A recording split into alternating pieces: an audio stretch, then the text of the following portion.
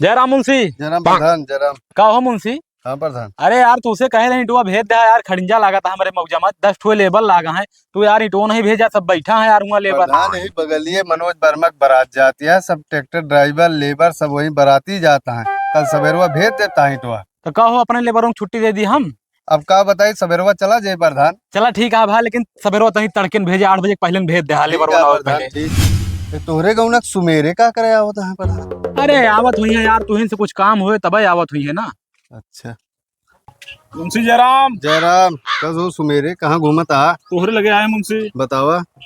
एक ट्राली अद्धा चाहत रहा। अधवा तो जाबे करे, हमरे बगलिए तोरे गौनक प्रधानो खड़ा है नहु जेरमिया कैलिया। इनसे का जेरमी करी यार, ये खत्म है। 4 साल बहुत जेरमी हो गया है। अरे दूसरे प्रधान से जेरमी करब की नहीं से करत रहा।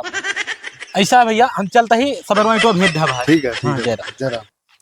अद्धा चला जाए। हाँ हाँ ध्यान चला। कस हो सुमेरे हम- गजब बेइज्जती के है प्रधान, खसकिन ले। खसक न ली है यार। 5 साल पूरा मौजूद लूट खाए हैं, ये हमसे बात करी है।